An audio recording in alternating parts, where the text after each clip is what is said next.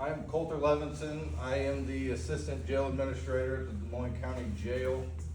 I am a 2002 graduate from here. Went to SEC, Western Illinois.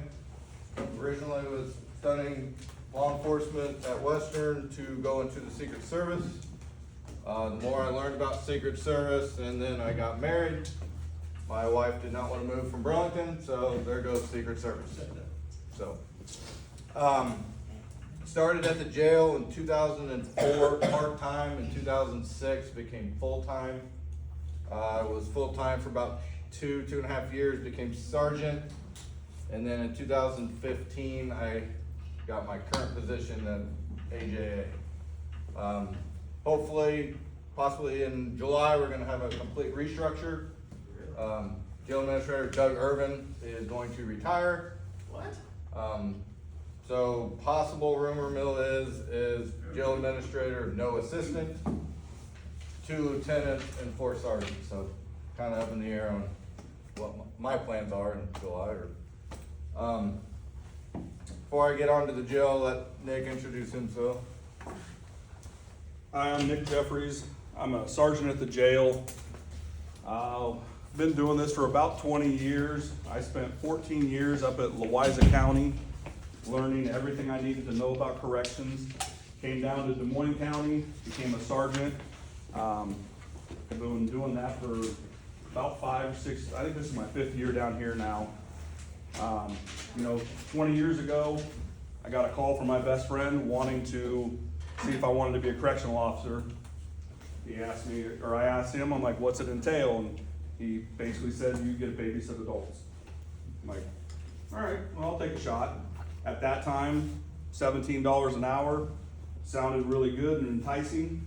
Got into it. It's a career that I truly love coming to work every single day, just for the mere fact that every day is different. I don't sit in front of a computer. I don't sit in a cubicle. I don't crunch numbers. I deal with something different every single day, and that's why I love corrections. The hiring process for the jail is high school diploma or GED. Fill out the application, pass the background check. First part is the interview. Second part is what we call the MMPI or the impulse test. It is a 567 question test.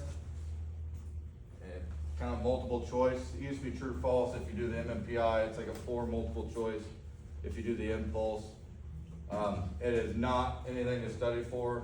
They ask you if you like the color orange or if you love your dad about 4 different times in 4 different ways. Somehow, after you take that test, they can tell me your personality. Literally down to whether you're gonna call in sick a lot or not. I don't know how they do it, but they do it, and to tell you the truth, they have been pretty much dead on about the last 5 hires I've done. After the MMPI, you pass that, we do a fit for duty test. It's not the 1.5 mile run, push-up stuff that like PD or deputy would do. Send you out to the hospital, you do some stairs, treadmill walk, lifting up kind of like the 50-pound water bags, do some pressure tests. Because our cell doors are the resistance is 35 pounds every time you pull it. See if you can do that for 8 hours. Once you pass that, and your background's clear, we'll send you that conditional offer. Like he said, corrections is different every day. Kind of different for me. I don't work the floor anymore. So I kind of do the same stuff every day. And let me backtrack here. I'm not a public speaker and I'm not politically correct. So if I say shit or something, just move on. So I kind of do the same stuff every day. I work on the employee schedules, inmate schedules, e-filing, all the paperwork, all the inmate grievances, all the staff complaining. Imagine that staff would complain, but oh my god, shocker. yeah. Basically, C80, we call C80, it's a door that separates the kitchen, the administrative offices, to the jail. Sergeants, I basically say C80 is your baby. Go handle the inmate gripes on the day-to-day hourly checks, all that stuff. If I'm past C80 working, there's a problem. There's a fight, there's something. So I don't deal with the, hey, what's today gonna bring me? I'm kinda like you guys, going to school. I don't wanna go to work. I'd rather do my off time stuff, kinda to cancel burnout. I'm really big into Burlington Mud Dogs. My son plays 9U baseball, I coach that. I'm the vice president of softball for the organization, and I help coach her 12U team, so I'd rather be doing that. Got anything on hiring process? How many applicants do you usually get? Well, nowadays with the whole, everybody videotapes everything, not a lot, because no one ever thinks about working at the jail. Everybody wants to be a cop, or everybody wants to be like FBI, or do all that stuff. And truth be told, I've never had any, besides Secret Service, I was so narrow-minded on Secret Service, I didn't even know Burlington had a jail when I was in high school. Guys, do you know where the jail is? Well, that's a good thing. Field trip. Actually, for my advanced class, we're looking at. The jail is, you know where Carpet Land is? Over there by the South McDonald? Oh, I know where it is. It's kind of back in there. Yeah. If you're on Roosevelt, take a ride at McDonald's and that AE education place that's gonna be a little bit past Carpet Land on your left. Take a left, and then we're the only thing besides storage units. So, can't miss us. What are some of the jobs speaker help? Kind of gone through that. How has it affected my life or my family's life? Well, that's a good one. I have worked every shift at the jail. I've done straight first, 6 days on, 3 days off. I've done first 12-hour shifts. I've done second shift. I've done third shift. I've done 3 seconds, 3 thirds. I've done 3 firsts, 3 thirds. Now I'm on day shift Monday through Friday. I'll tell you that when I was on third shift and my wife asked me why I'm so tired all the time, we were gonna have words. So it does, you do bring it home. It's a hard thing not to bring it home, but you don't wanna bring it home. When I went to day shift, the first words my wife says was, "You're not an asshole anymore." Because we don't deal with civilized people. Being a cop, you have those times where you pull somebody over, they're civil to you, hey, nice morning, or you go, or you have those bad days. We go to work, and yeah, we have our good days, but our good days is basically boring, like nothing happens. We want those. But in the grand scheme of things, our days are always crappy. Everybody there hates us. Everybody there is trying to scheme against us, because that's all the inmates have time to do, is they have time to think. Think of how to escape, how to think to do something stupid in the unit. We haven't had a riot in a while. I mean, we've had that hydrocortisone cream or Neosporin spread all over the handrails in the units, toilet paper. That's why you occupy the brain. I've had vomit and urine thrown at me. Ew. I've had a bloody tampon thrown at me. I've had my ass kicked too, so don't get me wrong on that. I've been out a couple times with a concussion. The latest attacks that we've had to deal with was Dakota Day and Zach Walker. no longer working for us. Respect their decision not to continue in the field, but we've had, the Dakota was 3 inmates on 1 CO, and Zach was 1-on-1 but blindsided. I got the call, went to work immediately, and as I was there, the paramedics were putting Dakota on the gurney and I couldn't even recognize him. So from that moment on, when my phone rings, I freak out. A little bit of PTSD or something, but when my phone rings and I know, like, oh, it's mom, I'm like, oh, okay. At 40 years old, I don't want to talk to my mom, so it's like, still, it's not the jail, so I can't answer it. You want anything on family?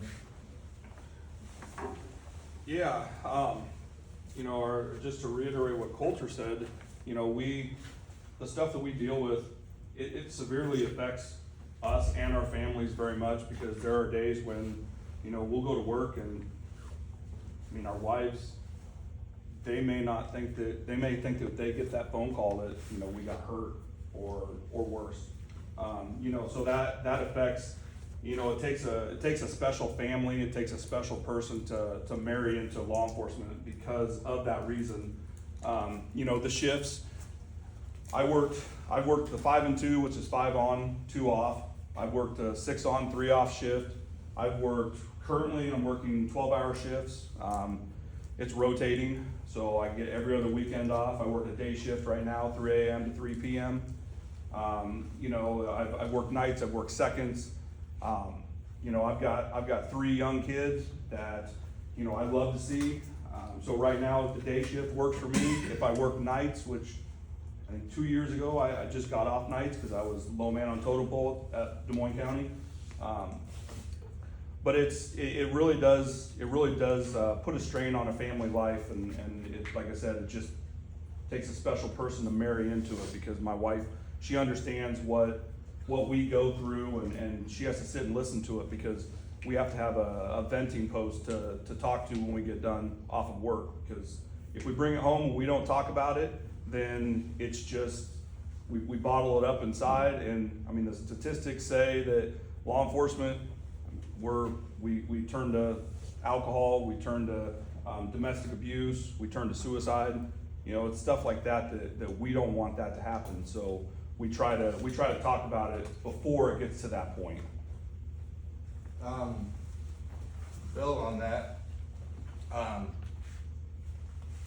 if I go to Walmart with my family and I see an inmate, I'll just my wife has a sign that, and my kids know that when I walk away, do not follow me. Because it's not the typical inmate, it's the one that's threatened me. They be back in intake, pounding on doors, smearing shit all over the walls. I'm gonna rape your wife, I'm gonna kill your kids. So I mean, they get threatened too. So they know not to follow me. I used to live on Madison, and I'd be out front mowing my yard, and I had a work release guy drive by while I'm mowing, he just goes, so obviously I'm mowing and I just give him a finger, but I mean, it's one of those things where not only your attitude goes home with you, but we live in a small town, they're gonna know who you are, where you live, stuff like that, so. You're pretty much like a stalker. The best tool we got, I'll build into the training stuff, but we got tasers, we got pepper ball guns, we go through DT, but the best tool we can use is communication. Go in there, respect them, they'll respect you.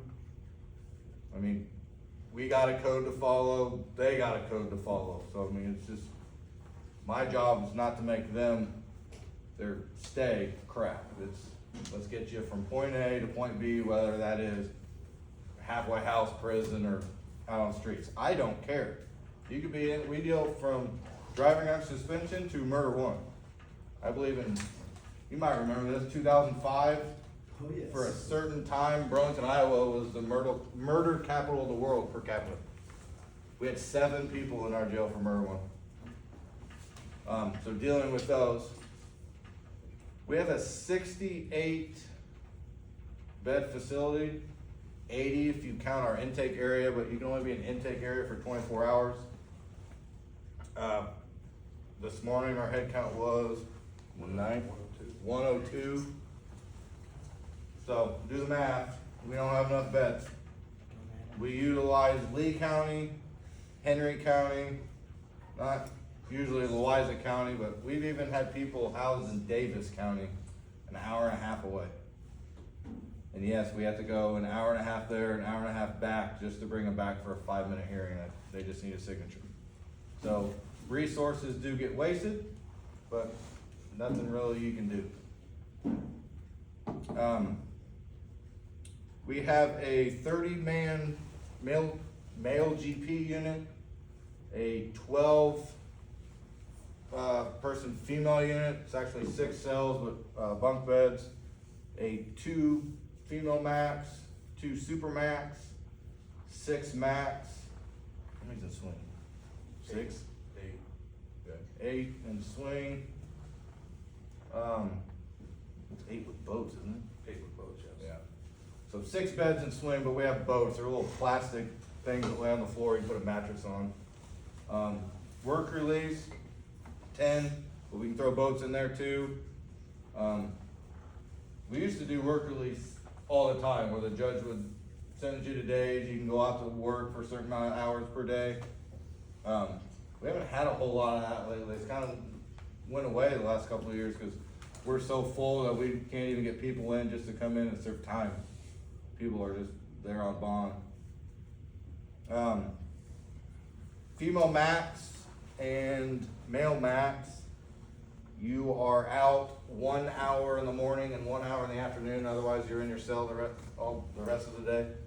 Super max, you are only out 1 hour a day. Female GP, work release swing, and male GP, due to the attacks, instead of everybody all out at once, we split up the unit. So you're out more, but it's only like 6 hours, 6-7 hours in a 24-hour period. We have, How big is the cell? oh, shit, probably door to end of table to about right here. You get a metal bunk with a mattress that 1,000 other people have slept on, so it's probably like this thin. We try to replenish them, but when you get some big boys in there, they just ruin the mattresses. Metal toilet and sink combination, and maybe and a desk. And if you have a roommate, you get to sit and watch your roommate go to the bathroom, because there's no dividing for the toilet. It is in one room. You will sit there, and if they're taking a shit, you're gonna sit there and you're gonna smell it. And you're not getting out of that cell. You sit there if it's not your time out. It's always good when you're doing a check. We have Guardian, I'll start on that. We have like looks like an iPhone. You can log people in and out of the unit, whether they got supplies, a razor, basically anything. Or we have the little red tags in the unit, several of them in each unit. Every hour we have to be in that unit, minimum. So you go in and you scan it and it beeps and it logs the time you're in each unit. So every year the jail inspector needs jail checks on so many dates. We gotta print them out, make sure schedules where we have minimum staffing, we have at least 1 female because we house females. So yeah, chapter 50 and 356 of the Iowa Code we have to do certain things. We have to, if you're locked down so many times or hours in a day, you have to have so much square footage in your cell. You have to have, the temperature has to be like 72 degrees. They have more rights than you do just sitting here. It's ridiculous, but they do.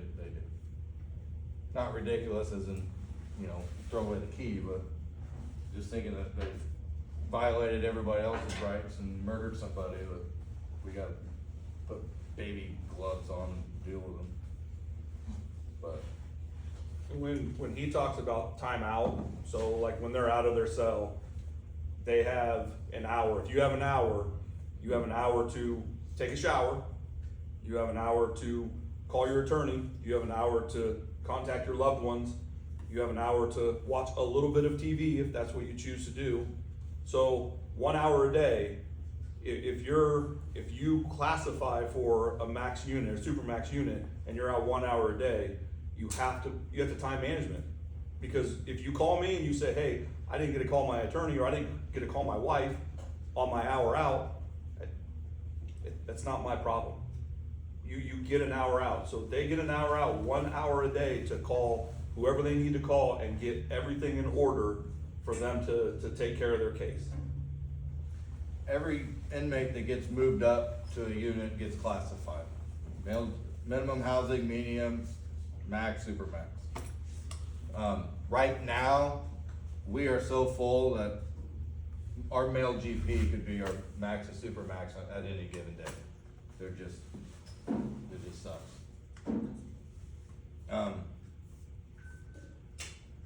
Kind of gone all over your questions you're supposed to ask on purpose. You'd be classified for max, super max, all that. What's that? What does it take to get classified for those? Classification goes over your charge, your age, your employment history, your past criminal record, your behavior now, whether you've attempted suicide in the past or not. It's basically an addition point system, and then if you got stabilizing factors, we'll subtract points, then your total gets put wherever you need to go. But we're kind of stuck, because I mean, if you get male max and we have a bed in GP and nobody from max can go to GP, you're going to GP, and we're gonna have to deal with that problem later. Basically, if you can make up a scenario, dumb, gross, whatever, I guarantee you we've seen it. Guarantee you. So I've gone over these for a purpose, because I want you guys to ask different questions. What questions you got? It can be literally anything. How do you handle threats? How do I handle the threats? It depends on who made it, where they're housed, and what the threat is. I mean, if it's against me, okay, whatever. I mean, beating my ass in male GP ain't gonna help them out none. So, alright, we'll charge you with assault and you're gonna be here longer. We always stack the deck, we cheat. Not gonna lie, we cheat. We have a 30-man unit, and I kinda asked this on we used to have late night where they could stay out till 1 o'clock, cause I don't know what Friday night means when you're in jail, but it doesn't, but I was like, time to lock down, and he was joking with me, he's like, oh, we're not gonna refuse to lock down, and I'm like, no, let's go lock down. He goes, what, you know, there's 4 of you working tonight, there's 30 of us. I'm like, yeah, no, I'm calling ISP, I'm calling West Burlington, I'm calling Burlington, Des Moines County Sheriffs, the dogs. We're gonna get more than 30, so it's gonna be 30 of you, there's gonna be about 90 left. We stacked it down. The goal is to go home at night. I'm going home. Did you have any problems? Huh?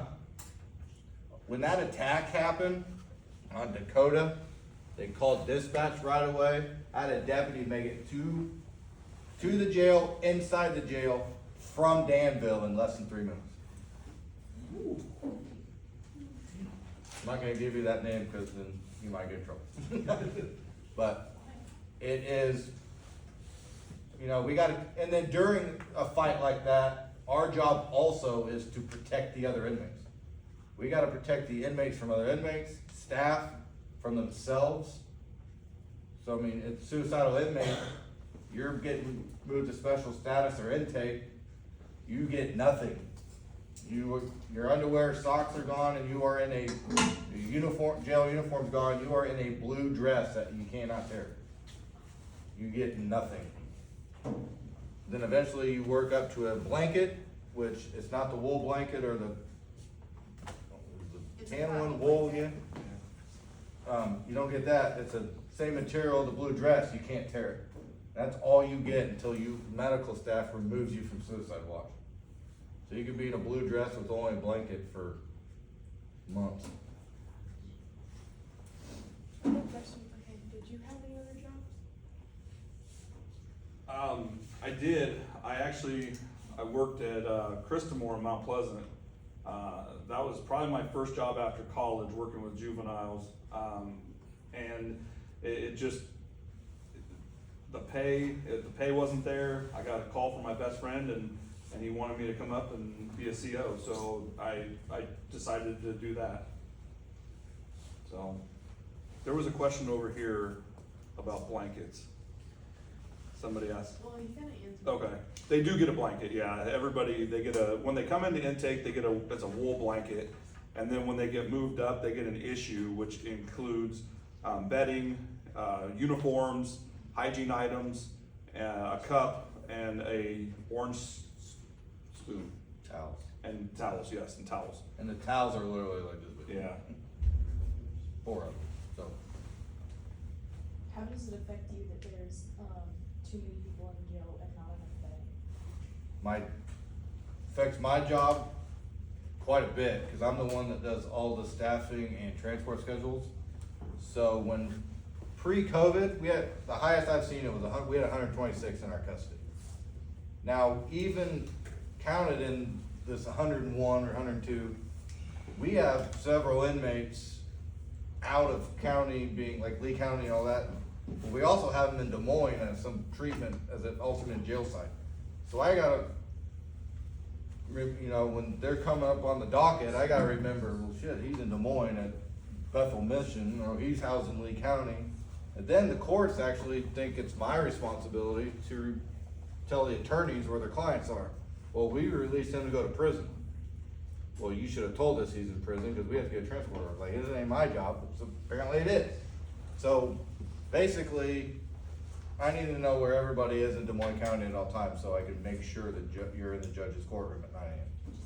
So sometimes when I get a little bit cranky like that, it's because actually just a few weeks ago, I missed one and I got my ass chewed by the judge. Just nothing I can do, I missed it, but you just take your ass chewing and move on. And then after I got my ass chewed, we talked about softball for about 15, 20 minutes. So don't take it personal. Having a job and being an adult, I'm his supervisor and neighbor actually. So if I'm telling him to do stuff at work or he doesn't agree, I'm like, because I'm the worst millennial ever. I hate computers. Don't want anything to do with them. They're dumb. I like old school stuff. He wants everything, he wants inmate files on the computer. I'm like, well, what happens if we get certified copies? We gotta have a file, physical file. Well, no. I'm like, let's just do both. And we just compromise. But like, I can completely piss him off at work, or he pissed me off, and at 3 o'clock, I'm like, hey, what's up? It's part of being, co-workers, neighbors, adults. So, It's also having thick skin. Yeah. I mean, again, we get called every name in the book, threatened, again, shit thrown at us. I mean, it's just, I hate to say it, but we've become callous. You become calloused in law enforcement. It's just, I don't have any, you become numb. yeah, deputies will come in, they'll be like, hey, we got a dead body the other day. I'm like, pictures? And it's like, there's nobody that should ever be that way. And we gravitate towards that. I was talking to him the other day, and it's like if there's a fight, we don't run away from the fight. We run to it. We don't ask questions. We run to the fight. And it's just, we're wired differently. It just is what it is, and it's weird, but We'll be driving to explain it. Walmart. My wife will see a bunch of cops or ambulances going somewhere, like, call the jail, see what's going on. I'm like, no, I don't give a shit. I'll deal with it tomorrow. Like, I'm done. 7:30 to 3:30 unless and he's on a 4-week rotation to be on call. Like, to answer questions. Obviously, if it's bad enough, we'll all go in, but even though I'm never in the rotation, but even though I'm not in the rotation, or it may not be his week, we are always on call. My phone rings nonstop. I'll take a vacation day, and I'll have judges texting me. I'll have county attorney's office calling me, and it's like, why do I even take a vacation day? I'm done. I just go into work. So, it affects you. You just gotta find something else you enjoy, like coaching my kids, or I'm a huge Indianapolis Colts fan. I've kind of corrupted my daughter to be one also. So we go over there quite a bit, go to Pacer games, go to Colts games. My son's a Vikings fan, so I haven't really ironed out the wrinkles with him yet, so. But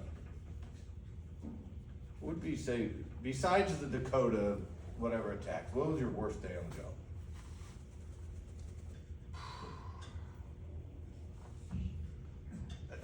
Well, I mean, There's so many. we've always joked because we could write a book and people would read it and they'd be like, bullshit, none of that happened. And it legit does. I mean, I've gone through, 1 week I laughed about it because 1 week was like my naked man week. Everybody that I dealt with was a naked man. I don't know why. They got angry and mad and they stripped down butt naked. And it's like, what the hell? When I get mad, I don't get butt naked. Why are you butt naked? But that's what I dealt with in 1 week. I mean, the stuff we've seen, I've seen a broke dick. Yep. I mean, it It is. was just last year. Yes. 20 years in the thing. He called me, actually yes. called control and said, exact words, whether vulgar or not, I broke my dick. I'm like, so obviously we do what you do, like, all right, we'll have the nurse down. Hang up phone. So we go there, took him to the hospital. Yep. Surgery. Yeah. Damn. He I don't even know. I don't ask questions. He calls, You don't ask questions. he calls me and he asks me, he goes, hey, I need for you to come in and transport. And I'm like, Hey, I had this happen. I'm like, dude, I really don't want to. And he was like, guy broke his dick. I'm like, I'll be right in. I will be right in. I'm good. And crazy. Yeah. Mine was It's gonna make a drink. dealing with a naked female that refused to shower and completely mental. We deal with a lot of mental health issues.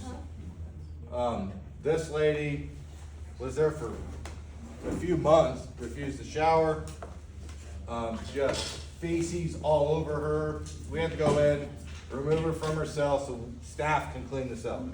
Because you're not gonna give her cleaning supplies because she doesn't even know what to do. So we go in and I'm dealing with it. The older I get, the more I can't do this shit anymore. 20 years old, I'd be an intake just scrubbing the crap off the wall. I'm like, it didn't bother me. Now I'm putting Vicks all over my mouth and face mask. This one, we didn't have Vicks. You know those ammonia things that you wake people up with?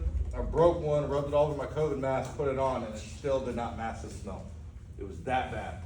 But I'm like, I'm not doing anything. And all of a sudden, it was Sergeant Whalen there helping me that day. And all of a sudden, I'm trying to get this inmate up that's refusing to move or even respond to me. And all of a sudden, I lift up her suicide blanket. She's naked, and it's just like she shit up like all her diaper. Like, you know how infant just shits all up? Yeah. So that moment, my brain correlates smell to diarrhea, and I'm throwing up in the unit shower. Yeah, so. That's when you look at it and go, this is yours. Yeah. So. You can deal with this, I'm not. I may have done something similar to that to my husband, Tim. I had a guy that I had drunk. He disappeared in these woods. I'm driving, I'm seeing this guy stabbed, he disappears in these woods and he comes back out. I throw handcuffs on him real quick and I realized that he went back there to go to the bathroom and fell into it. This is after I put the cuffs on him. So Tim shows up and I go, hey Tim, thanks for transporting me. Tim's Yeah, and when they transport them to jail, we have the right to ask them real quick medical questions and refuse an inmate. And then the arresting agency's gotta take them to the hospital. And it's not always a good time to have that conversation because the arresting agency doesn't wanna deal with them anymore. So they get pissed off at me, or him, or whoever's refusing them. And I went to school with the kid all the way from kindergarten. He came in, he's been in the prison system, probably probably there now. Big druggie. He just looks me in the eye, he's sweating profusely, and he goes, I just ate an 8-ball. I need to go to the hospital. So I'm like, I know, you're telling me Sorry, the truth. just So, digest it. no, he just started acting like this. I'm like, I don't care. I can refuse him he's got a hangnail, he needs to go to the hospital. So don't piss jail staff off. If you don't want, if you're a cop, yeah, be nice. Yes. 'Cause we will, And I heard here, just digest it. And yes, I agree. Unfortunately, when they come into our custody and they digest it and die, we're liable. Womp womp. Yeah. family So, gets millions yes. and all that. So that's where a dead inmate is worth millions of dollars. Yeah. And that's where I don't want to be paying for somebody else's dead inmate. I don't wanna pay the rest of my life, and I'm gonna lose my job, probably not gonna get a new job, probably gonna be working at McDonald's flipping burgers for $7 an hour. And then they're gonna take all of that money because I was negligent in my job, so. Do I agree with you? Absolutely. They wanna do it, more power to them, but that's where, Okay, but if they were, hypothetically, let's say they were on death row and they did that, and then they died because they digested it, Still on could that. you still get sued? Uh-huh. yeah. They were gonna, but they Trust were me, gonna. after 20 years in the career, they should legalize everything. Exactly, yeah. Legalize I it. mean, if they chose to do it, For a drug dealer, druggie to go to, in and out of jail and go to treatment, the average number of times to treatment before it sticks is 17. So tax-paying dollars is paying for you to go to treatment. I say, nope, you get once. Then legalize it. I don't care if you do cocaine, I really don't. I don't, not to be an asshole, I don't care if they find you in Bracewell OD. You're doing cocaine. That's like if I drank too much. I know that I'm a lightweight when it comes to drinking, so I'm not gonna drink that much. And then, when I do, he's gotta take me home. We've had those nights too, so. But, you get in those tangents and attitudes, like in a couple weeks, I might be the, whatever word I'm thinking of, I might be like, no, treatment, but, like, you get in those moods and you're like, you know what, I'm done, you wanna do this, do it, I don't care. But. Yeah, unfortunately, again, like I said at the beginning, babysitting, but we have to babysit. We have people that they can't make their own decisions in life, and that's what's put them in this position. And if we don't make the decision for them, I had a lady came in the other day and she somehow, some way had a razor blade in her pocket. And the CO took her in to change her out, and she called me immediately. She said, you gotta get in here now.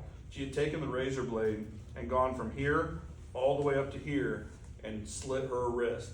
At that point, yeah, she did it. It's her decision, but now it's my problem because I have to help try to control this, and we have to get her taken to the emergency room to get it stitched up.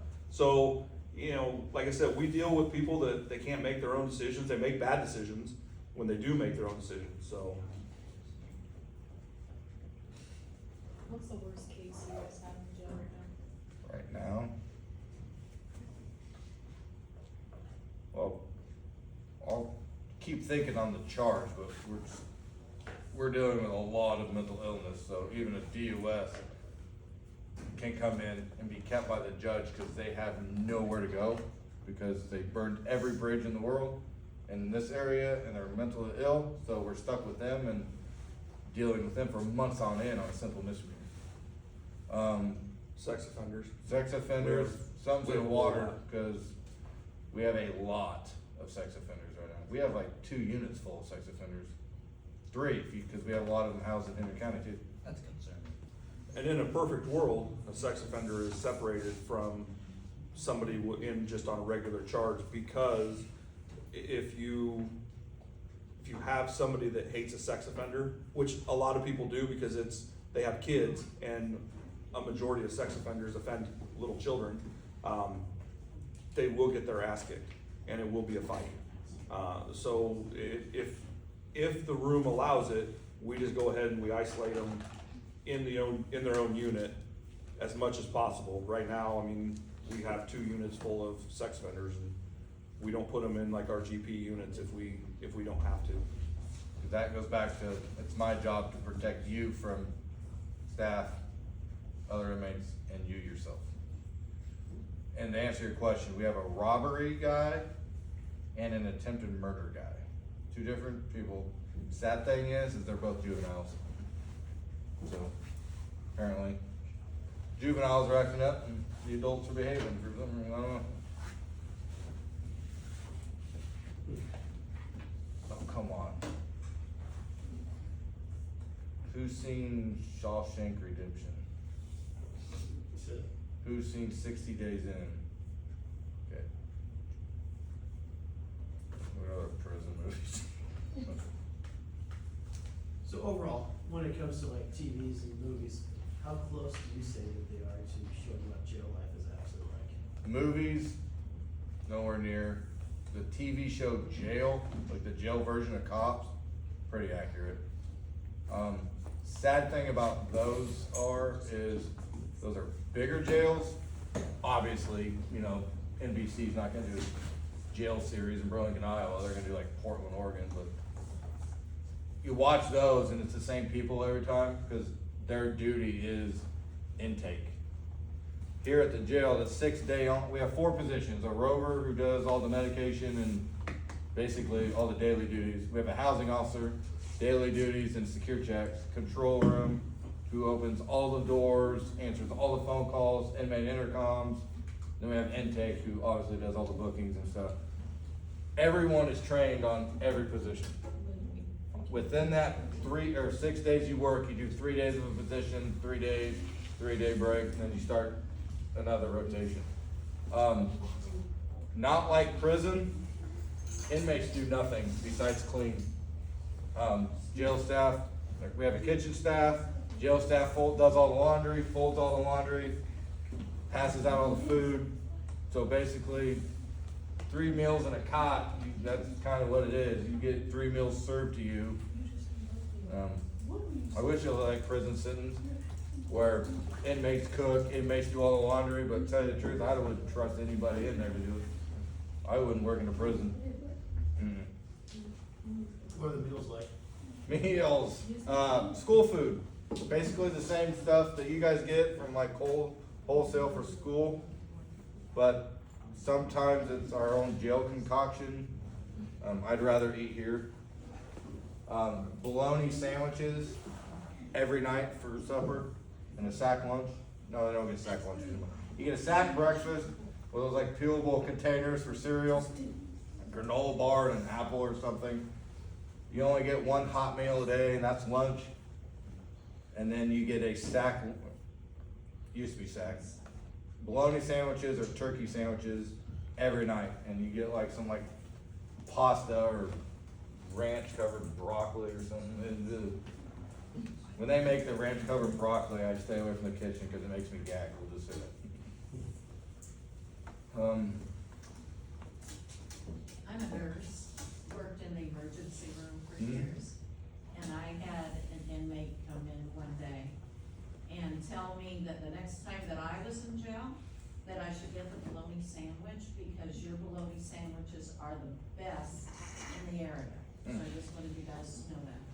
Behavioral health probably should have talked to him because it is not Oscar Mayer. It is like this slab of bologna, and when you cut it, there's like some slimy film on it.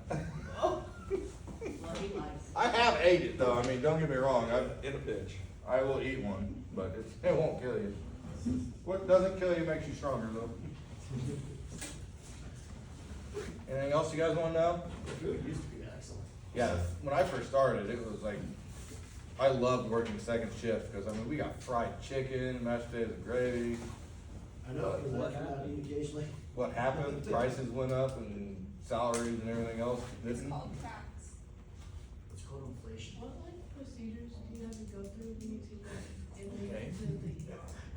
Take an inmate to the ER, we call it well, if it's an obvious, like, yeah, they need to go, we'll call an ambulance and jail staff will follow them out.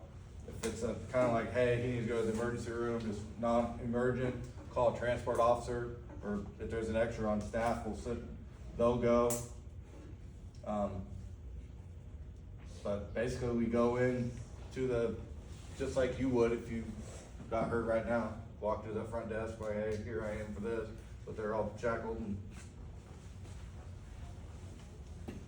and even though you're an inmate, you are responsible for your medical costs while you're in jail. So all these people who think that I'm gonna do this, go to the hospital so I can get out for a little bit, yeah, you just got a $5,000 medical bill just for an afternoon out of the jail. We're not paying for it. How long can somebody stay in jail? You can only be sentenced to 364 days. Obviously, you can only be sentenced for that long. Can you be there that long? Yeah, it happens. Because you could be there, go to trial, and it's longer than that, and then you get sentenced to 364 days, get paperwork, yep, that's time served, get out. COVID, I have seen people there were 2 years almost. COVID threw everything on.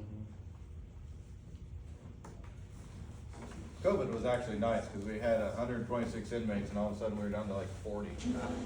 Yeah, I know. It was nice. It drove me nuts.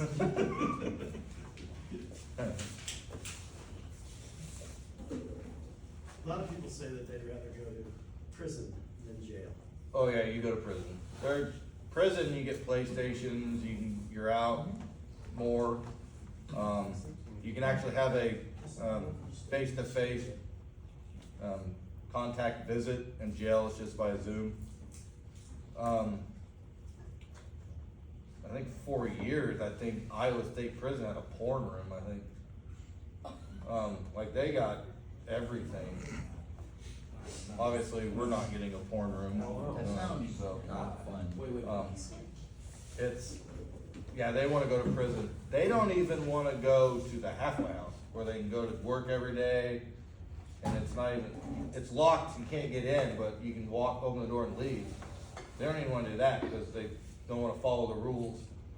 So as soon as they get sent to the halfway, we call it the track team.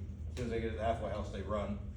So then they escape warrant or absent from custody warrant comes out, and they come to jail, get their whatever original sentence revoked, get 6 months consecutive on the escape, and then they go to prison. It was their plan all along. They didn't want to go to the halfway house, they wanted to go to prison. So as soon as I'm going to halfway house, I'm running. Obviously, you have your ones that follow the rules and get it done, but it's a You have game. occasional good inmates. Occasional. It's changed though, because when I first started, we had this big dude,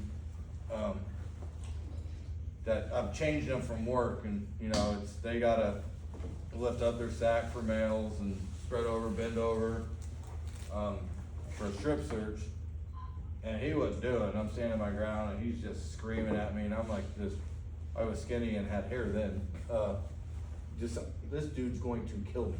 Like he's 6'5", big dude.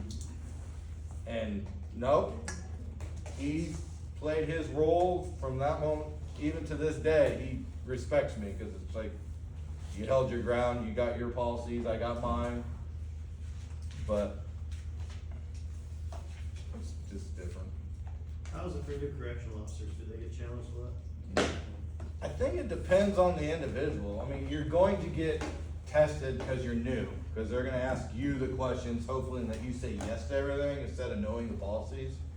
But again, if you're one of those, like an old Marine, just got out of the Marine Corps, and you want a job at the jail and blah, blah, they're not gonna push your buttons. I got a kid right now that's 20 years old, and if I went like this, he'd fall down. He's that skinny. I have police officers coming in saying, how old is that kid? Did he drive here? But he comes to work every day, he walks in the GP, and tells them no. If you can tell an inmate no, you're basically half sold. Is that what they want? They want you to do favors for them. We don't. They want like stuff printed off on Google. Don't do that anymore, because we don't allow them to have their actual like mail. They don't get the envelope anymore. we scan them in and they have to read their letters and pictures off a kiosk, like a lap. Because we got rid of that because of K2. Ever heard of K2? The synthetic marijuana type stuff? Prisons are having a horrible time with it. They started doing the scanning. They would get people to send them a piece of paper soaked in K2 and it dries, and you tear off a piece and eat it, and you get high as hell. A single piece of paper soaked in K2, and you're selling it in prison system, you can make minimum of $3,000. Not promoting making $3,000 on K2.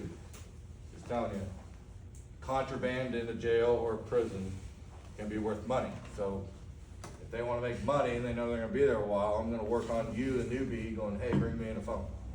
No, yeah, I'm gonna keep working on you. So What's privacy like in the jail? you have no right to privacy. You have none. You have none. Like, I'll be doing it, when I was on Thursday, be doing a check, and they'd like to put their blanket on their door, because when they go to the bathroom, nope. They're gonna see me take a shit. I don't care. I gotta see it.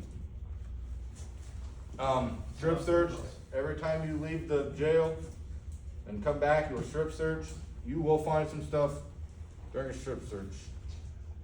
Kid I went to high school with, and you will do strip searches on people you know, which is very odd. Found a kid I went to high school with, he had 36 cents in his ass. I don't know. All pennies. 36 cents. That's such a specific number. I remember it because I found it and counted it, and I'm like, Obviously, probably could have had some more up there, but none fell out, so nothing got by me apparently. You see some stuff, you see some abnormal. Years ago, I pat searched the guy, and he had something like, what is it? And nope, his testicle was that big. I'm like, oh, okay. Yeah. That doesn't seem right. Yeah, some bigger ladies, we've had, I can't pass search a female unless it's an emergency, so a female's patting her down, found a fifth of vodka between her boobs. In my career, we have found a gun once. And that's why it's important for the arresting agency to do a thorough pat search. But we do it now. We actually changed our policy a couple years ago that arresting agencies don't even go into our intake area unless the staff member is back there.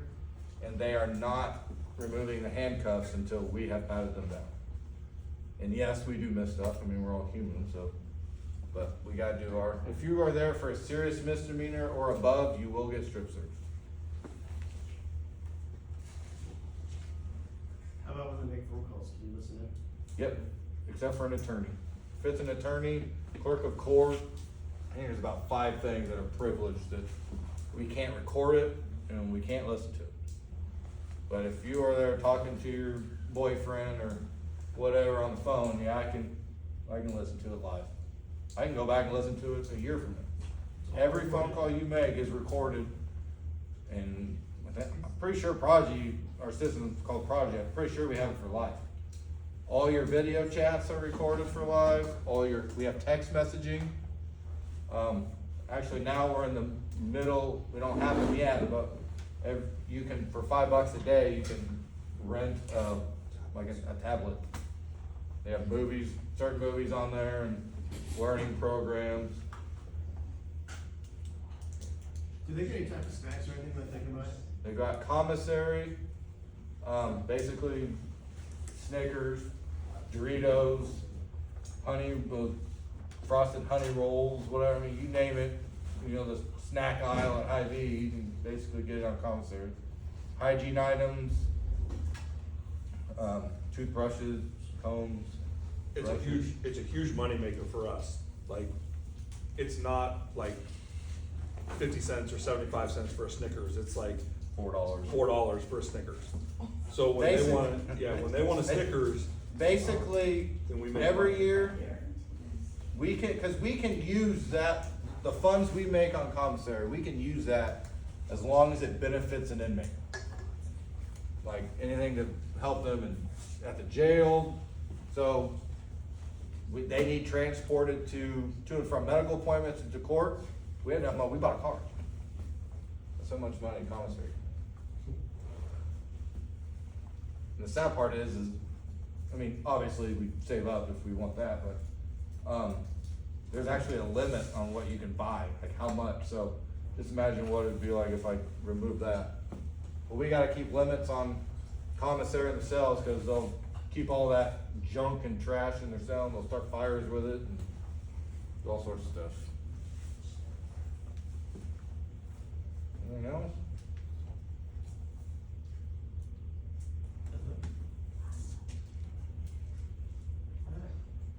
Well, we're about to have announcements, so let's go ahead and give it up to these guys for coming in.